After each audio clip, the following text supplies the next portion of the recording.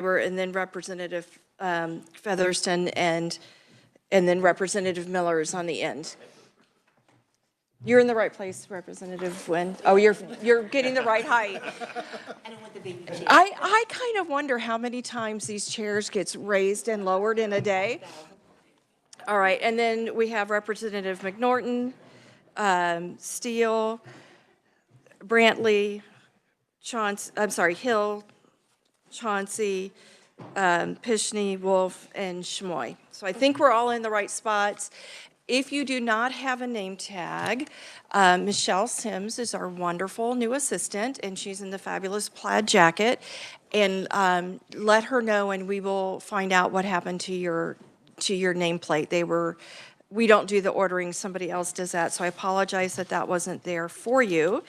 And now that I've called out all of your names, I'm going to call on each of you to introduce yourselves and to say something real quick about what your relationship to education is, professionally, personally, and one thing that you think is important for the state to address.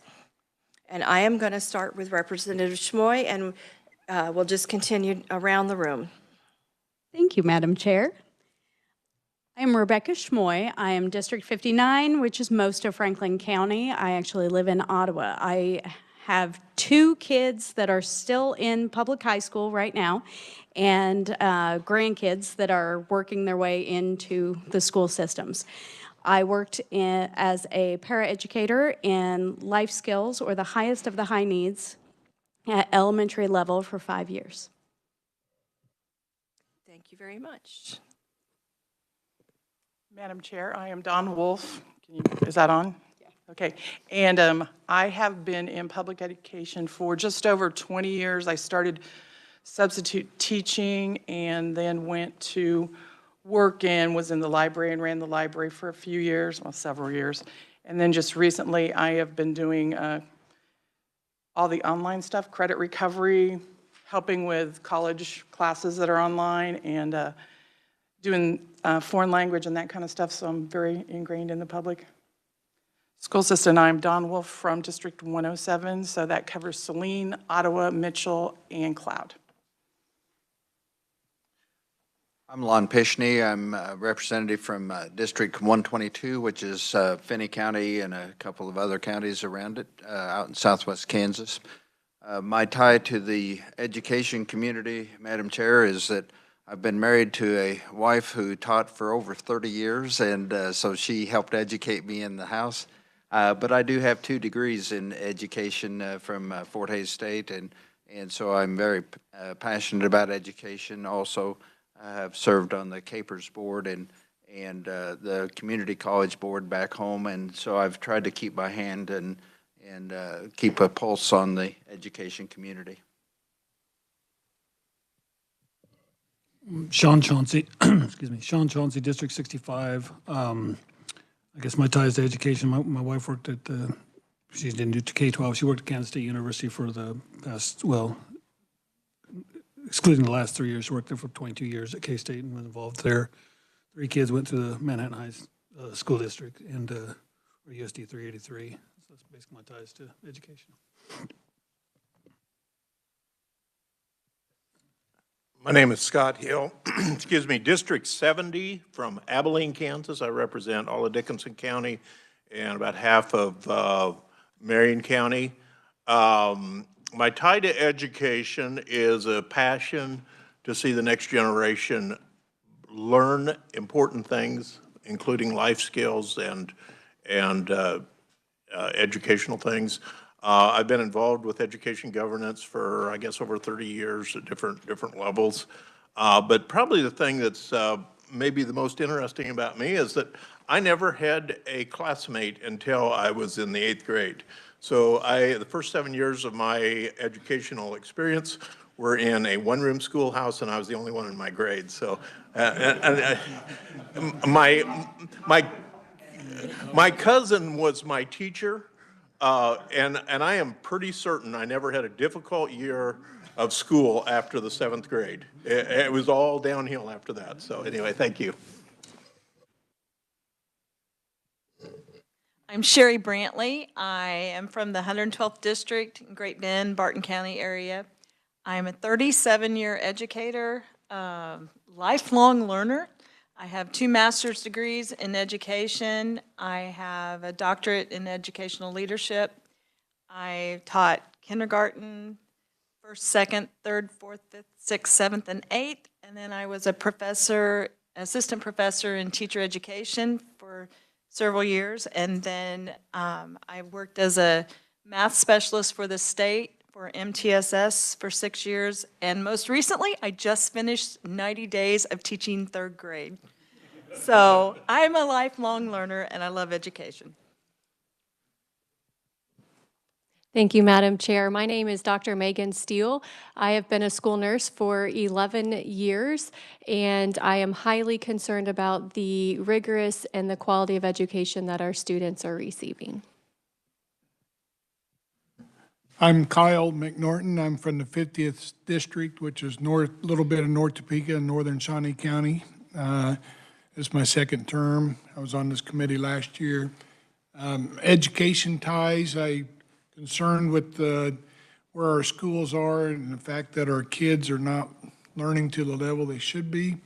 I'm also on the Seaman School Board, which is in my district. I've been on it now for 4 years. So. I'm Susan Estes, and I'm a elementary education major, and I taught mostly 3rd grade and have the handwriting that goes with that. And also taught newcomer English for 1 year. And I think we're at a really great time for us to bring different parts of education together and figure out how we solve the problems that we face.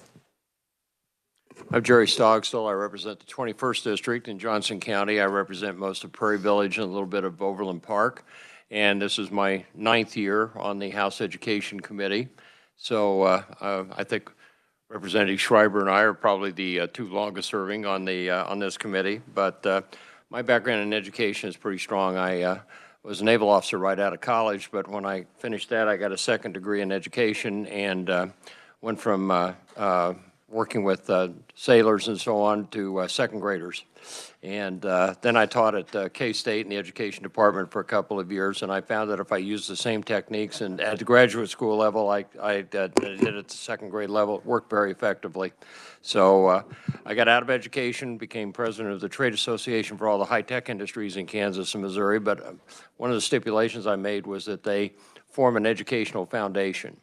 And so we had about 450 high-tech interests that were members of the association, and we put over $2 million worth of services and so on into the local school districts in the Kansas City metro, and some things that I think we should be doing at the state level as well. So my concern is that I want to know why and how we can correct the fact that we were 1,800 teachers short last year and about 1,900 this year. We've got to solve that problem and figure out a program that we can get all the teachers that we absolutely need for those kids. So, thank you. Good afternoon. Representative Valdini Nguyen from Kansas City, Kansas. This is my 13th session, and I've served on Education Committee since I've been here. I am a professor of history at Community College for over 40 years. PhD in history from the University of Kansas and all my other degrees likewise from KU. I'm also on the school board of USD 500, been there for 8 years. And so I don't know, I'd probably rival you and Schreiber for being here the longest. Continuous. Yeah. Same thing, long, continuous, same thing. But nevertheless, the challenge that I think we face every year, from my perspective, is to provide and protect full funding for public education. And from different angles, it is under attack, and so that and teachers, and I say I've been teaching for over 40 years, and I'm still teaching. I love it, and I'm teaching probably grandkids now of those students I had before. But it is a noble profession. It is the best profession, and so I plan to teach as long as I can function properly, do it effectively, and then probably retire to the legislature. How about that? Thank you. Look forward to working with each of you. I'm Steve Hubert, 90th District. I live in Valley Center and parts of Mays and Northwest Wichita. I served in the legislature for 22 years, took a 2-year sabbatical, and now I'm back. I chaired this committee for 4 years, and my primary reason for doing what I do is my children and my grandchildren. I just had my 8th grandchild 3 weeks ago, Jean Michael Hubert, first to carry on my family name, but we do what we do because of our children and our grandchildren. And I look forward to working with this committee and also with our new State Board of Education, because there's so much we can do to, my motto was always plan, do, check, act. Something I learned at Boeing as far as continuous quality improvement. We need to continually look at where we're at and look at ways to do better. And I look forward to this committee, the Senate, working together with the State Board to find ways to. Randy Watson had a great summary in regards to reading. We all know that that's a commitment the legislature made with the Board of Education to focus on reading, and we're going to be hearing more about that. But there was just an acknowledgement how we know we need to do better, and we have to do better, and we need to have an urgency about that. So look forward to working with you.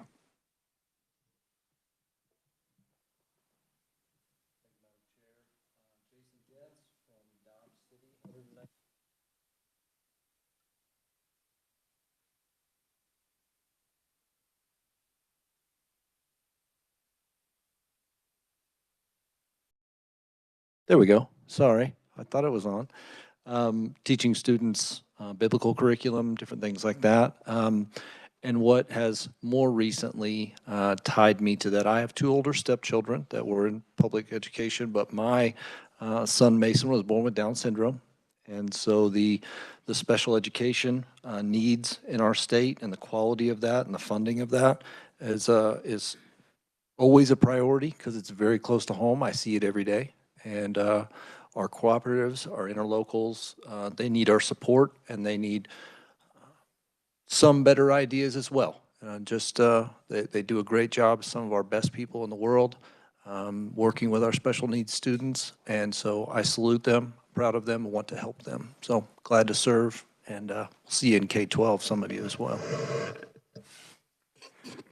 Good afternoon, Madam Chair and colleagues. My name is Luis Ruiz. I serve in the 31st District, State of Kansas, Wyandotte County, Kansas City, Kansas, along with Representative Nguyen. This is my 21st session. I've been in this committee. This will be my 3rd session on this committee. One of the goals I think this committee needs to look at is how our students can compete globally with the new media and the new internets that we're getting and we're fighting for. Make sure our students are safe on those access to the media, and hopefully we can. Return on investment is what my constituents always ask me, what we're getting for our tax dollars. So hope to ensure that and make it safe. Thank you. Thank you, Madam Chair. I'm Mark Schreiber. I represent the 60th District, which is primarily Emporia and Northwest Lyon County. My interest in education really doesn't rest with me, but with my wife and son, who was diagnosed with dyslexia. Early on in the local school district, was unable to provide adequate services, so my wife took it upon herself to learn the science of reading and taught him and many other youth and adults that were dyslexic as well. And so I'm, excited to hear progress on the blueprint for literacy that was passed last year, and I think that's coming tomorrow or Thursday. And that's especially important to me because I think reading is fundamental. I know that's an old advertisement, but it truly is. And I'm also proud to represent the National Teachers Hall of Fame, which is based at Emporia State.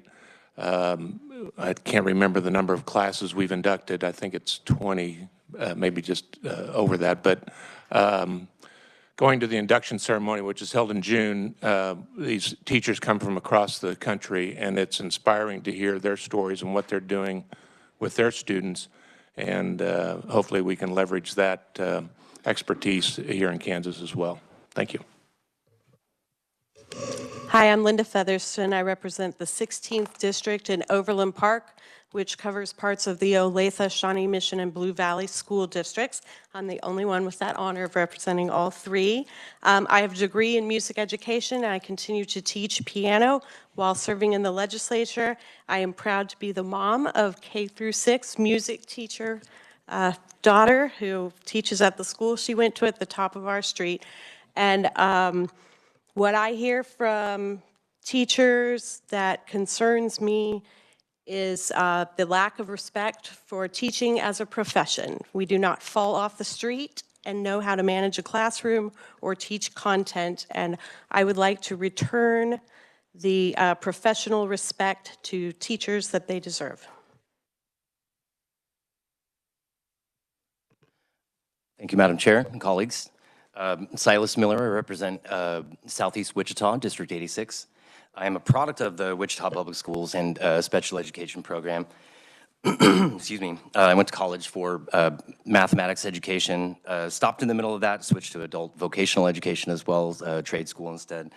I've worked closely with K-12 educators since I've become a legislator, and I would say one of my biggest concerns is protecting the quality of public education and taking care of our teachers so that we can inspire the younger generation of new bright minds to attract them to the field of education. So thank you. Happy to be here. Excellent. Now we will turn to the all-important center table, and I'll begin with Jason.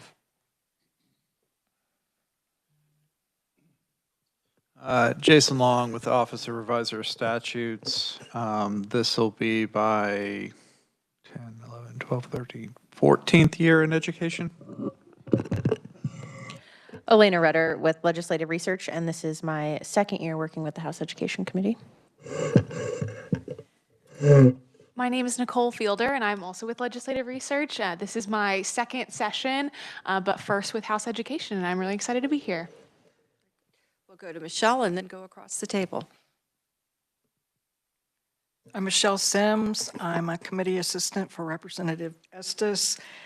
This is my 7th day of my first session. But who's counting? I'm Nhật Nguyễn. I'm with the visual audio department.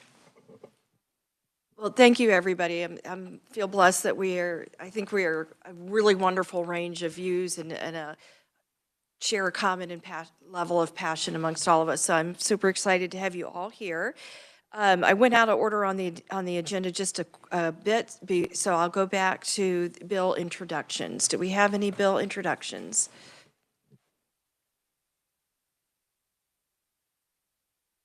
Okay, I am shocked, but that's okay.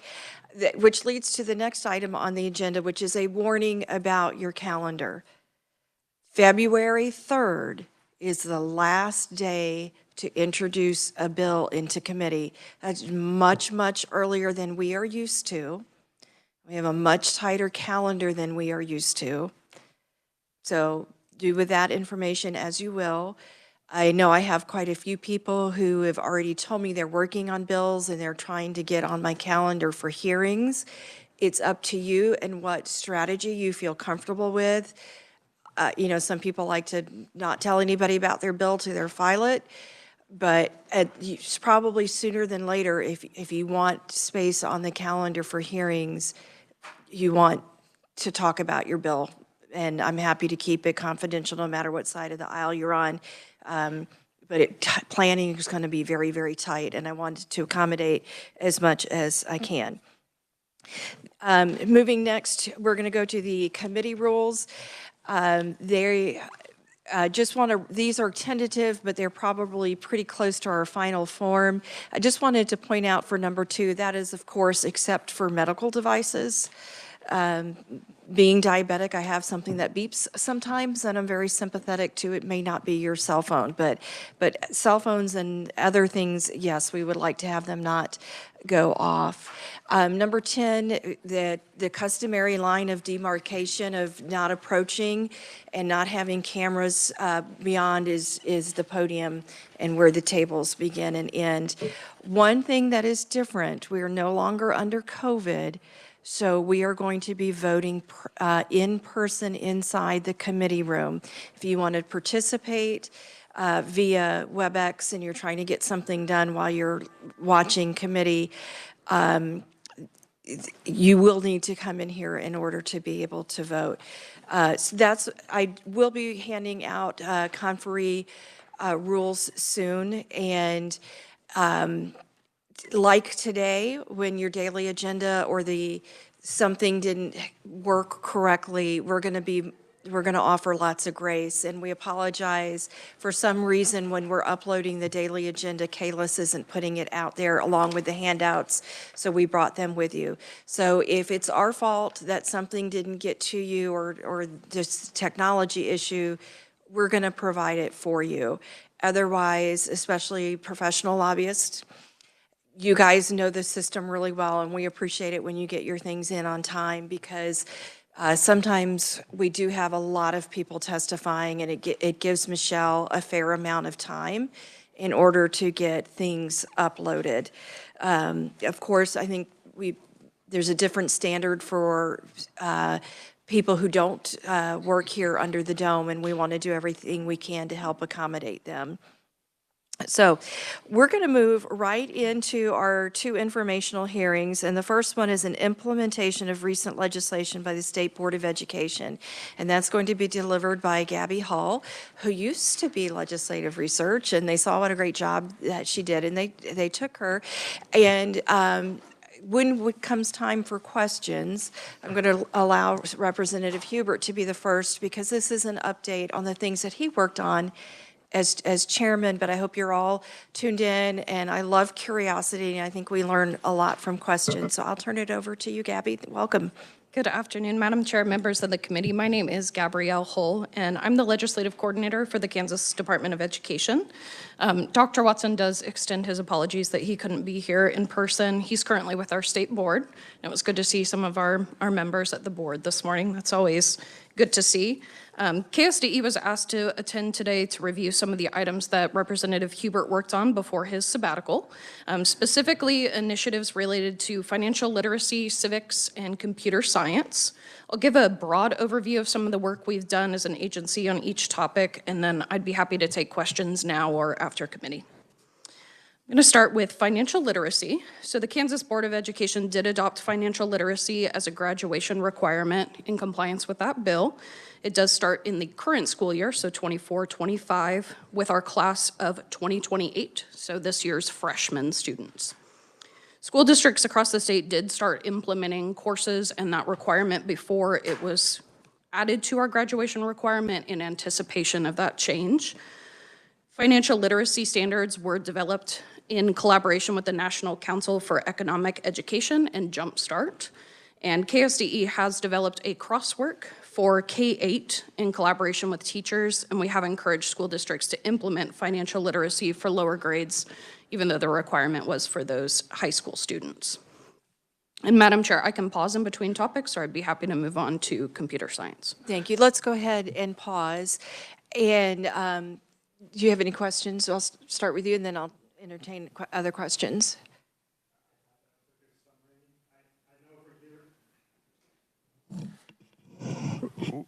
We did pass a bill that got vetoed, and there was a commitment during that process that for years financial literacy eventually was going to be a graduation requirement. And so I got to volunteer to be a part of that process of getting that put into place. And I know we're at a point now with Plan, Do, Check, Act to see how we are implementing that, and that's going to be an ongoing process for the next several years as those freshmen come through the process. So I'm just curious how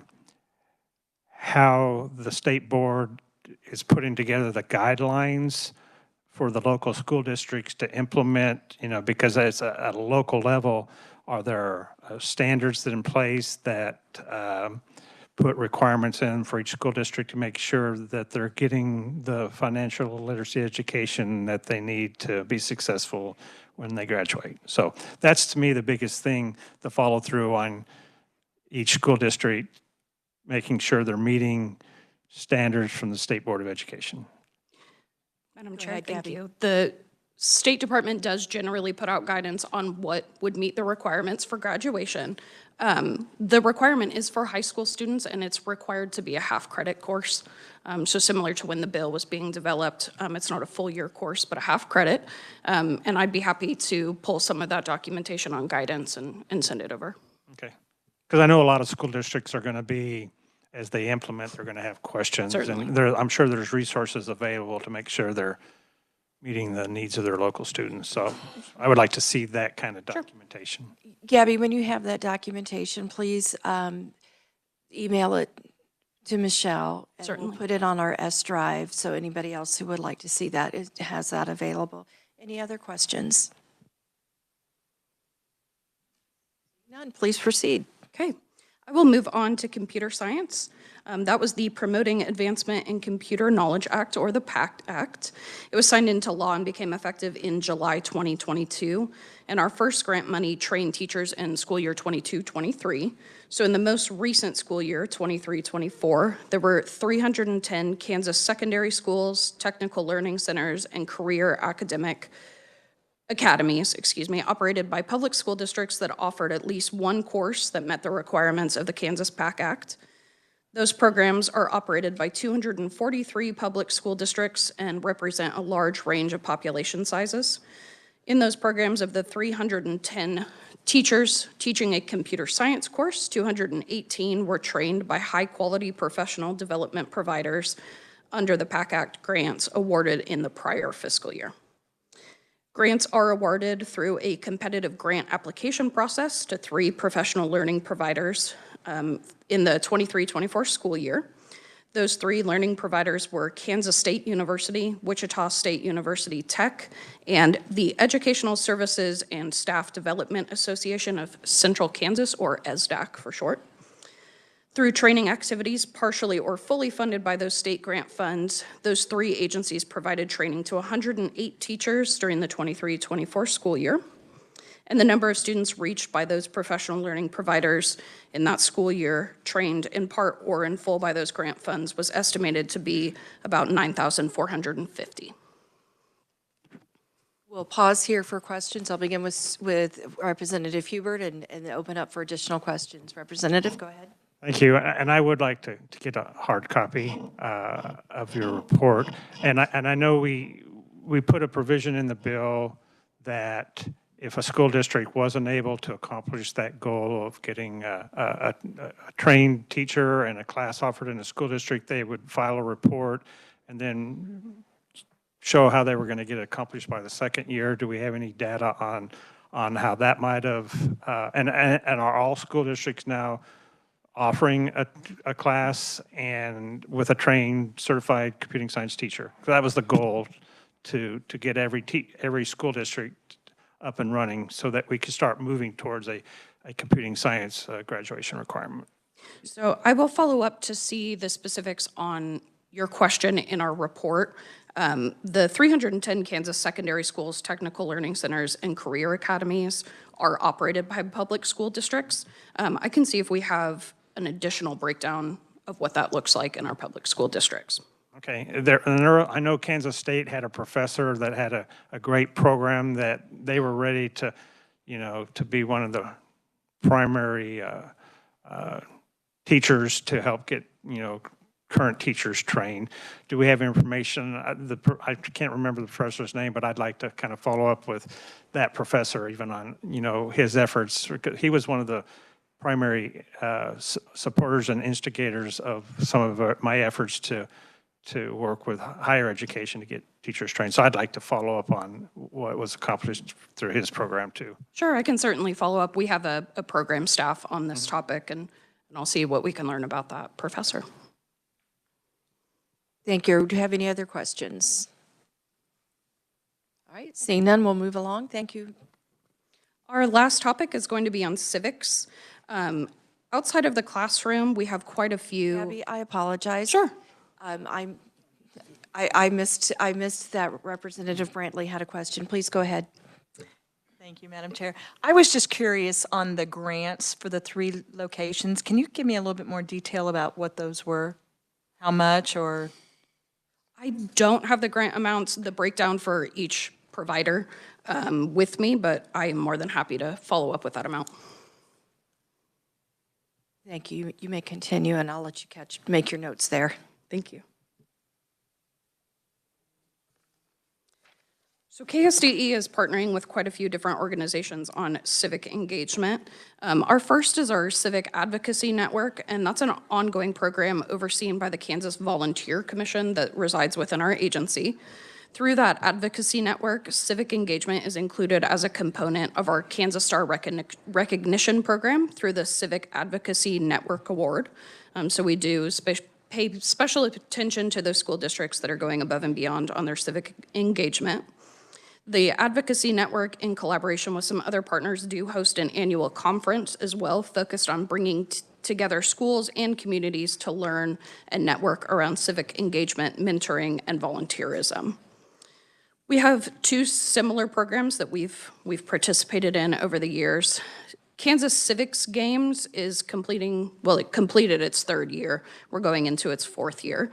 In partnership with the Office of Judicial Administration and the Kansas Press Association, it's a competition for students in those higher grades 9 through 12. There's a written test and quiz, and then they participate in project-based questions covering state, local, and national government topics. And similarly, the Kansas Civics Bee is not a program we directly collaborate on, but is an example of opportunities for student engagement in civics. The Kansas Leadership Center, in partnership with the U.S. Chamber of Commerce and 6 chambers of commerce across Kansas, are planning to host the second statewide civics competition following the success at the first event hosted by USD 259 in 2024. The 24-25 Civics Bee encourages students in grades 6, 7, and 8 to engage in civics and contribute to their communities. And similarly, competition is modeled after a traditional spelling and geography bee, and it allows students to compete to win prizes and recognition for sharing their ideas on improving their own communities and showing their enthusiasm for civics. And then the winner of the Kansas State Finals will be invited to compete in Washington, D.C. The Kansas League of Municipalities has also developed a partnership with KSDE. They've worked with us to develop real-world civics education and experiences. The League has already developed some free materials for elementary, middle, and high school, and the ongoing partnership plans to develop educational materials and opportunities for students to engage in their communities.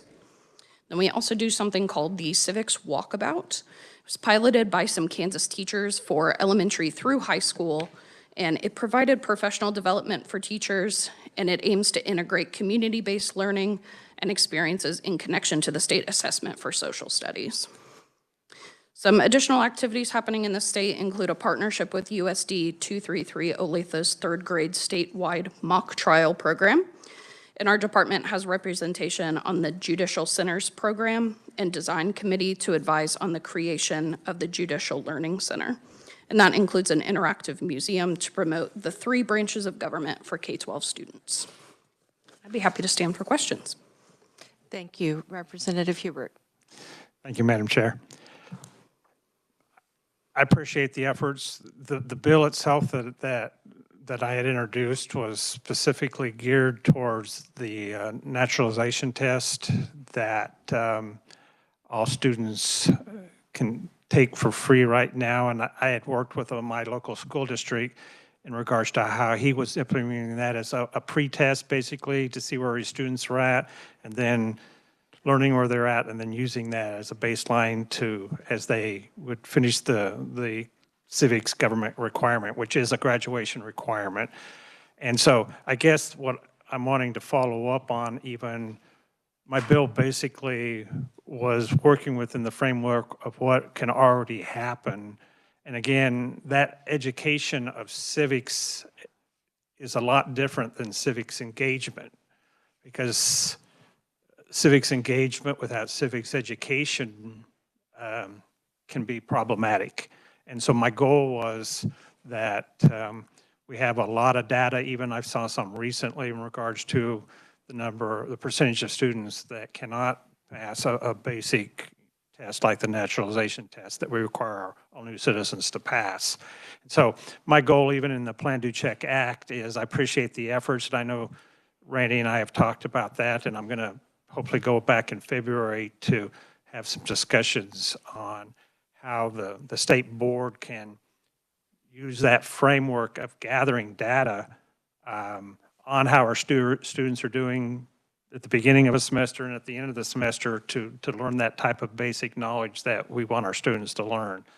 And so that's what I'm hoping to more focus on, that students have that basic civics education that they're not getting right now in order to be educated to become citizens and after they graduate from high school, because that's the whole purpose of a government class.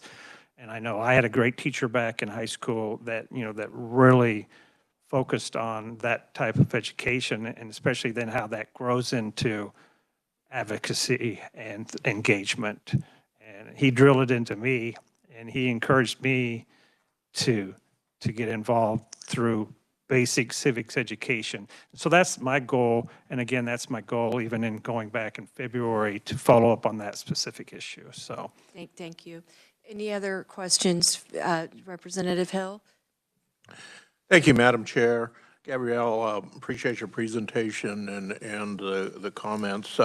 I was curious, though, as listening to it, it sounded like there's a lot of partnerships and things outside of the Department of Education. My question is this something that the department has developed standards and outcomes for? And if so, are those available for us to see? Standards and outcomes related to civics, and is it required teaching?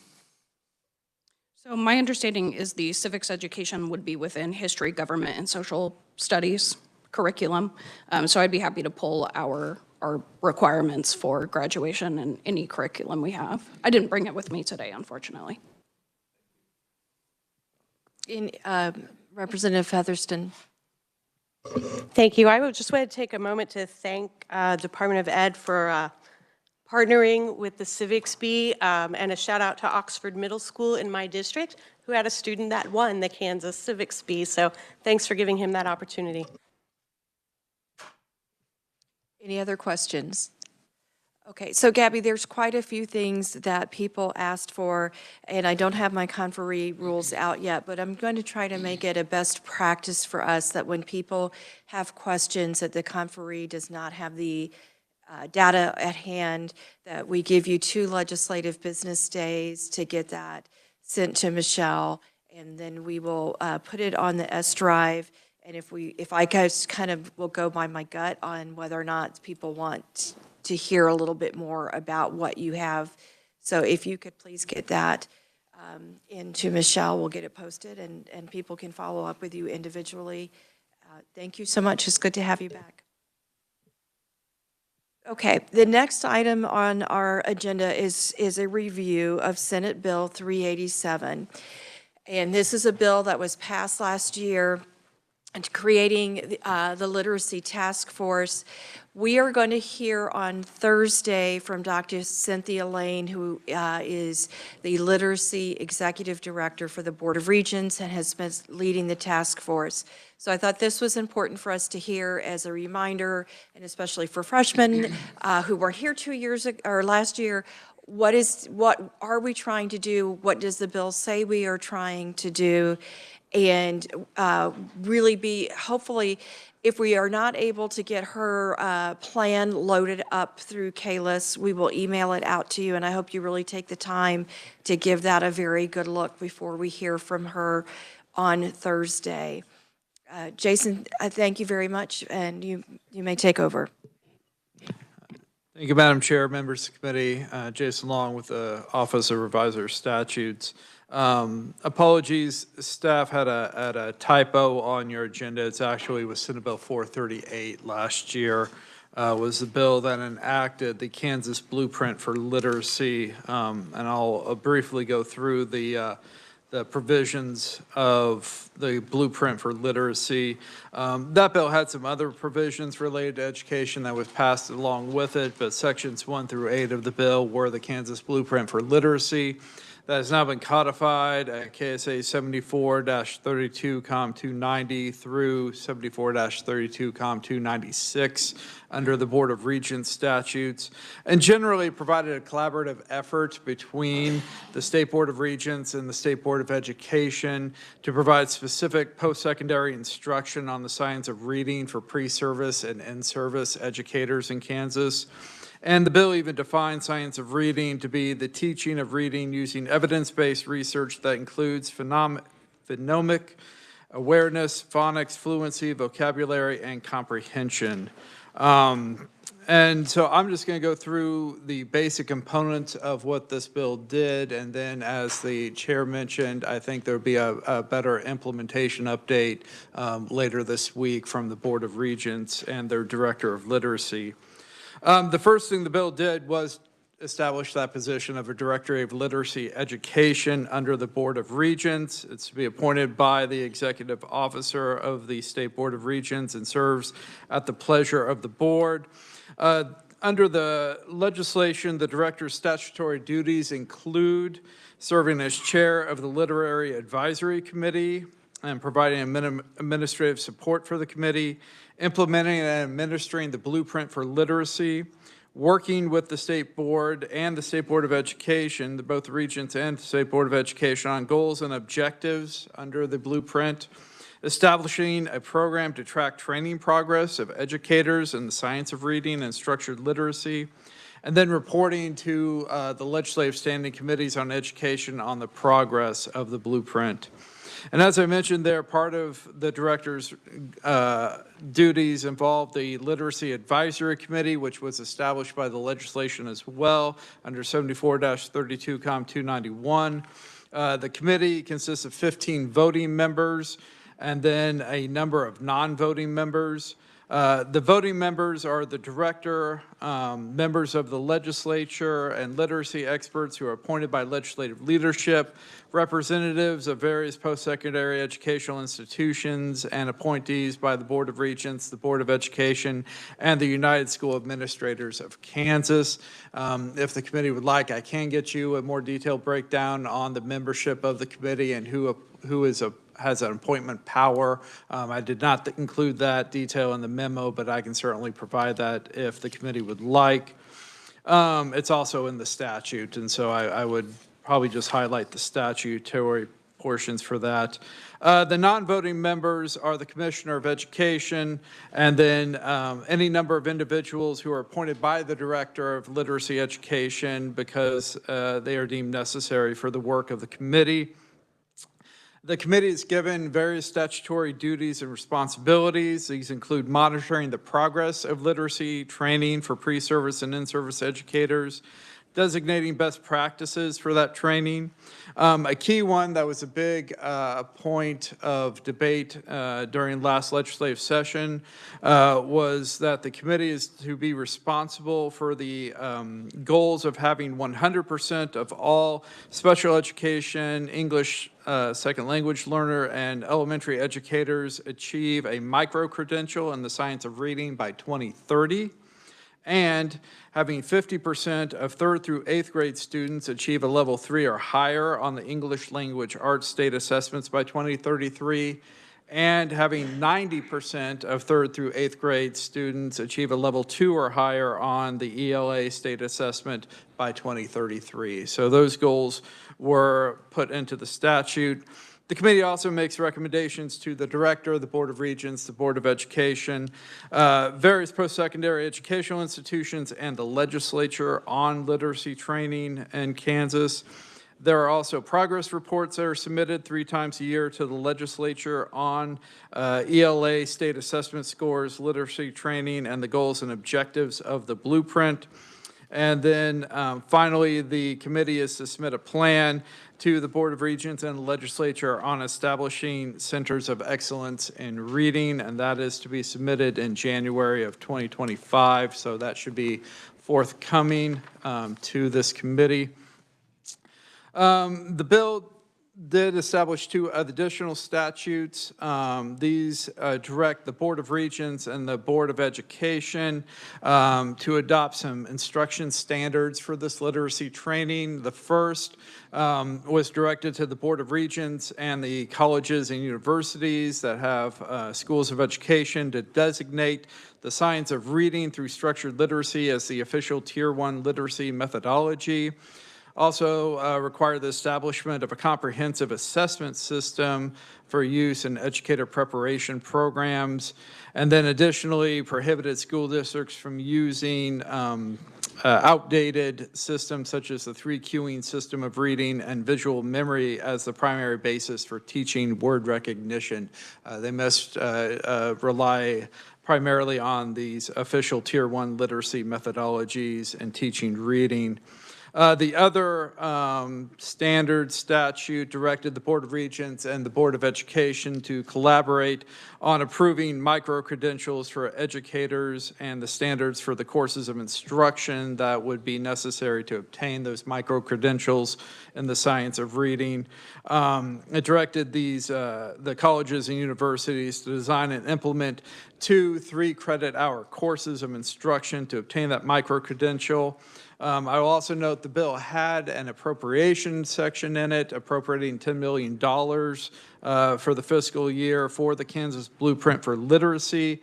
And that appropriation had provisos in it that directed the creation of these 2 3-credit-hour courses of instruction at the named state colleges and universities. If certain colleges or universities did not create those courses of instruction as certified by the Board of Regents, then money was to lapse from that appropriation. So money would be withheld from the Blueprint for Literacy if these colleges and universities failed to create those courses of instruction. To my knowledge, they all were certified, but we can certainly check with the Board of Regents on that and determine whether or not that is the case. The final thing the legislation did in 74-32-296 was direct the Literacy Committee to develop a plan for 6 regional centers of excellence in reading. The plan was to be submitted by January 1st of 2025. These centers could be co-located with the schools of education at various post-secondary institutions. And the centers were to evaluate and identify reading difficulties and disabilities, collaborate with school districts to develop strategic literacy plans for individual students, collaborate with the regents, the Board of Education, and post-secondary institutions on educator training, provide support for professional development and instructional coaches, and then pilot structured reading, applied learning simulation laboratories, and literacy education simulation training laboratories for educators, identify projected costs and resources to expand and sustain these centers into the future. And finally, the centers are to make recommendations to the Literacy Committee, which would then make recommendations to the stakeholders and the legislature. So that is the basic structure of what was enacted in Senate Bill 438. Madam Chair, I'd be happy to stand for any questions. Thank you, Jason. Do we have questions? You're going to be our first today all the time, huh? Always takes someone to ask the first one. Representative Hubert, go ahead. I love learning more. And I wasn't around, so I appreciate the hard work that was done on this bill. I have spoken with Cindy Lane, and she sent me a copy, and we had a good discussion. I'm curious, how does the bill spell out the coordination between the Board of Regents and the Department of Education to make sure that they're working hand in glove and not working separately to implement this bill? Is there language that clarifies that need for that hand in glove working relationship between the 2 agencies? The 2 institutions are directed to jointly collaborate on the micro-credentialing of educators. And so since educators are certified by the State Board of Education, that could be a requirement for that certification. And then, of course, the micro-credential itself would be issued by the Board of Regents. And so there's some specific language directing them to work on that micro-credential, but I'm not sure. Are they required to regularly be working and meeting together to make sure they're on the same page, or is it just kind of? No, the language is the usual, to work jointly together on that. It doesn't propose to provide any requirements in terms of number of meeting days or personnel involved, just that the two bodies would work jointly together on that micro-credential.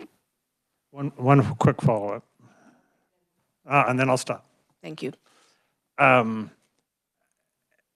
was just curious about definitions in regards to, some of the terminology I recognize, some I didn't, but I know I did speak with Blake Flanders, and he was talking about even from their perspective on whole language, and then phonics and different, things that work, don't work. I was curious about definitions on those terms, if that was in the bill. The bill defines science of reading and structured literacy, largely in terms of evidence-based practices for teaching reading.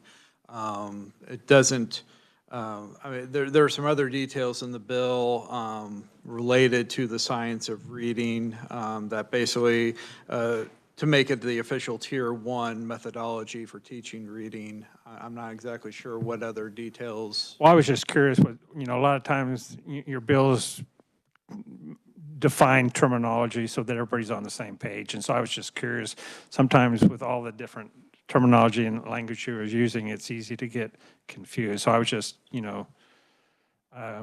wondering if there was that type of explanation as far as those terminology for those words. So I can talk to you more about that later, because I have a few other questions, and I'm going to stop now.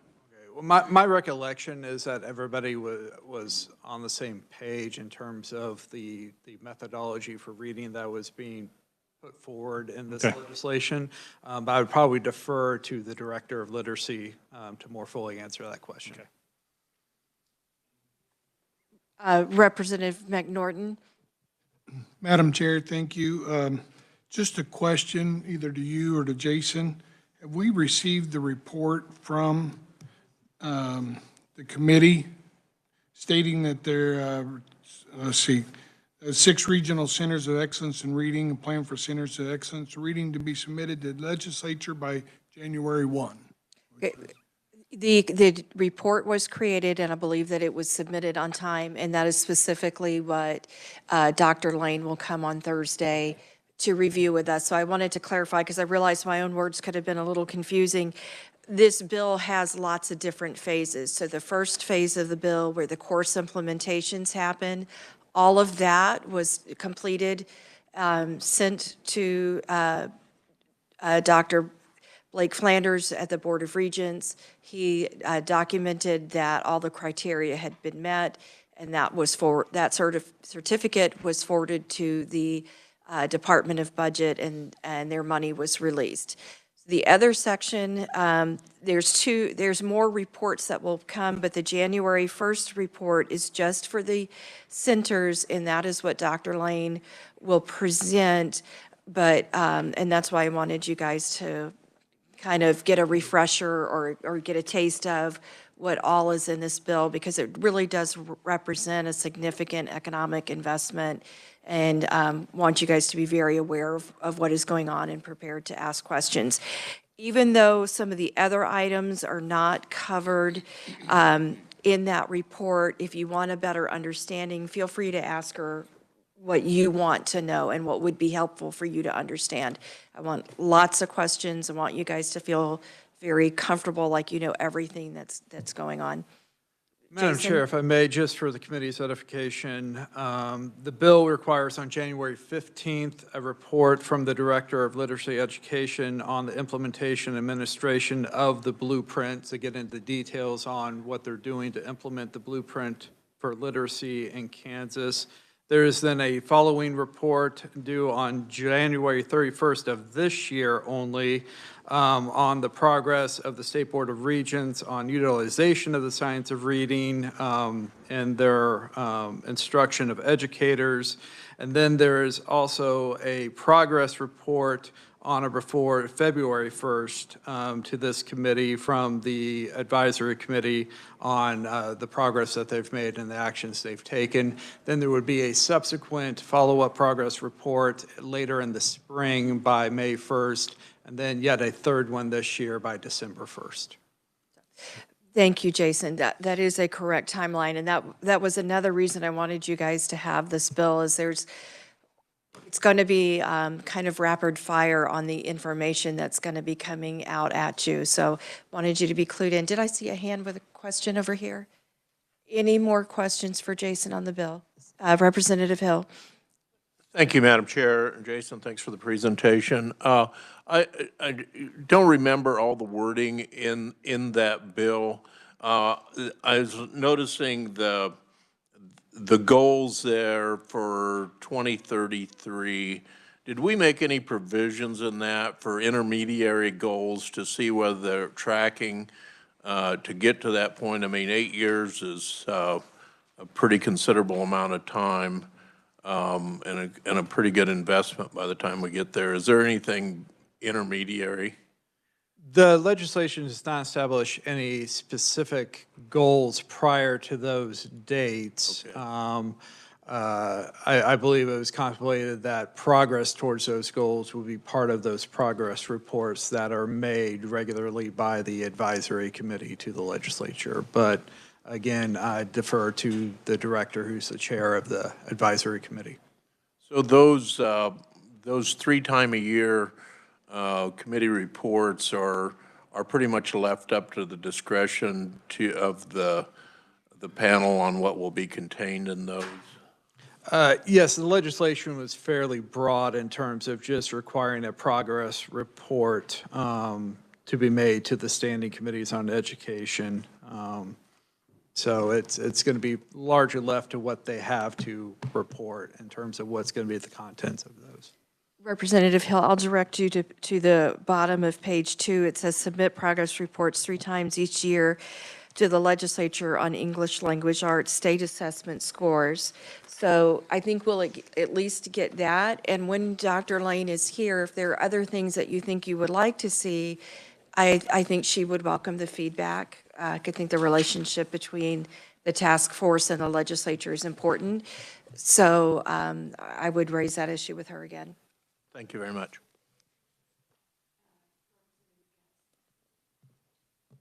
Thank you, Madam Chair. Got the mic on this time. Jason, would you refresh us on the financial commitment that came with this, the fiscal note, and what is tied to it in coming years? Is it the same amount? Is it all funded? What was remind me of the fiscal amount?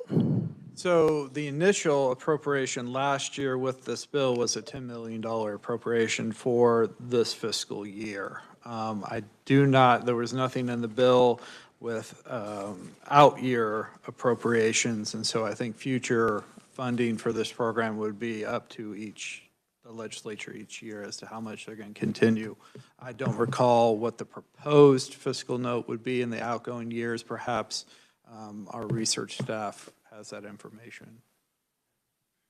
But there wasn't a sunset on that 10 million, but it also wasn't annual. It was a one-time. It's a one-time appropriation, so the sunset would be the fact that they can't spend it after this fiscal year because it's just for this fiscal year. But there was no sunset on the legislation itself that I recall. Okay, thank you for that clarity. Thank you, Madam Chair. Thank you, Madam Chair. Jason, thank you for the information. Being new, it's really nice to have a good background, so thank you. Is there anything in the bill that holds the schools accountable? Because a goal, is there something if they don't reach that goal? Like if the school district doesn't reach one of these goals, is there something holding them accountable to not? What happens? Is there financial tie to it? Is there anything other than their school district has put in a report that they didn't reach this goal? No, I mean, there would be no, I mean, it's the same accountability as for any low performance on the state assessments by their students that take the test. It's just goes into a report that often is reviewed by the legislative body as to how the school districts are doing with respect to their students' achievement on the state assessments. The Literacy Advisory Committee, by the language of the legislation, is made responsible for obtaining that goal, but the legislation is silent in terms of what any consequences would come if either the school districts fail to meet that goal or the advisory committee itself fails to see that goal accomplished in 2030 or 2033. Thank you. Great questions. Any other questions? Okay, then I'd like to kind of address the concern that Representative Hubert offered. I think you mentioned the working together aspect. I know one person is already interested in clarifying the language. It's an interesting set of circumstances that we have in front of us because education has a lot of different people who play a lot of different parts, and we tend to not always go to each other, and I think over history, in recent history, we haven't done a good job of that. So this is mostly a project of the regions in the sense that they brought this forward. They want to focus on catching up, retraining current teachers, and then focus on pre-service teachers moving forward. The State Board of Education has a licensure process. They're going through a training process as well, and they have a seal. And they hire the teachers that the universities are producing. School districts have their standards. They are hiring teachers, and they are picking out their own curriculum. So I think we're at the point that if we want to really improve education, we all have to talk to each other. And we don't often get these opportunities to get the different folks at the table so that we can resolve some of these things. So you haven't seen next week's agenda yet. On Tuesday, Dr. Watson will come, and he's going to update you on what the State Board of Education and the Kansas Department of Education are doing to really look intensively at literacy. And then I think over the last 2 years, we've had really great success with our roundtables. So I think another phase that we'll move into is let's get everybody at the table that needs to be talking and say, what do we need to do for each other to make progress? That's the one thing that I've heard in talking with people initially coming up to speed on this is the need for that better cooperation and communication and defining how that can move forward. When you don't have it, you're never going to succeed, and it just seems like there's a lot of need to do a better job in that area. I think everybody would agree. So that's kind of where we're going, and dealing with literacy will be an intense focus of this committee throughout the year. So I really encourage you to take a good look at that law, look at the plan that comes before you, let's ask the tough questions. Let's make sure that we're getting this right. I don't think we all to have worked together to set up an opportunity to make positive change in my memory as a Kansan. So I'm excited about the conversations that we can have. And with that, I have no other business for us.